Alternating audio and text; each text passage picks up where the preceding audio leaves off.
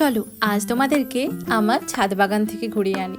ফুল গাছের পাশাপাশি আর কি কি গাছ আছে সেটা তোমাদেরকে দেখাই। চলো, ঠান্ডা প্রায় নেই বললেই চলে, তাই জন্য গাছগুলো শুকিয়ে গেছে, কারণ এগুলো সব শীতকালে গাছ। আর এই ফুলের পাশাপাশি আরও আমি অনেক সবজি গাছ লাগিয়েছি, তার মধ্যে অন্যতম হলো এই টমেটো গাছটা। জানো, মাত্র 10 টাকা দিয়ে 10টা চারা কিনে এনেছিলাম, আর এই 10টা চারায় ভেবেছিলাম গাছগুলো বাঁচবে না, কিন্তু আজ দেখেই বুঝতে পারছো প্রতিটা গাছেই কত কত টমেটো ধরেছে। দেখেই মনটা যেন ভরে যায়। যতগুলো গাছ এনেছিলাম সবগুলোই বেঁচে গেছে। টাউনে মাটির বড্ড অভাব, বাড়িতে হলে মাটিতে লাগিয়ে দিলে কত বড় বড় গাছ হয়ে যেত। যতই দোকান থেকে কম দামে পাওয়া যাক না কেন, এই টমেটো যখন নিজের বাড়ির গাছে হয় তার অনুভূতিটা একটা আলাদা। নিজের হাতে গাছ লাগিয়ে সেই গাছ থেকে যখন শাকসবজি পাওয়া যায় তার যে একটা আলাদাই আনন্দ, দেখেই শান্তি।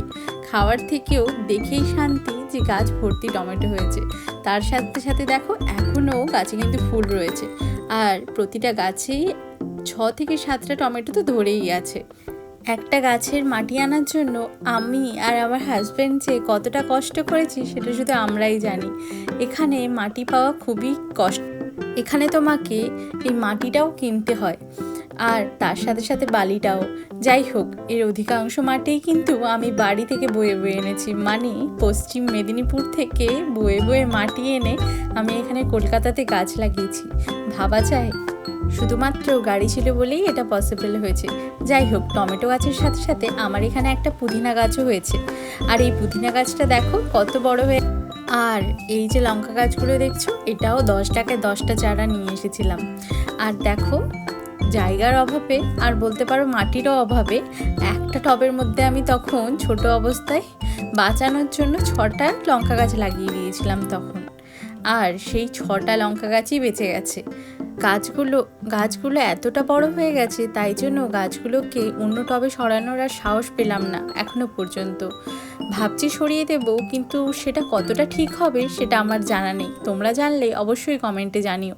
দেখো, একটা টবের মধ্যে 6টা লঙ্কা গাছ, কিন্তু 6টা লঙ্কা গাছেই গাছ ভর্তি লঙ্কা হয়েছে। লঙ্কাগুলো যেমন সাইজে বড়, তেমনই কিন্তু ভালোই ঝাল।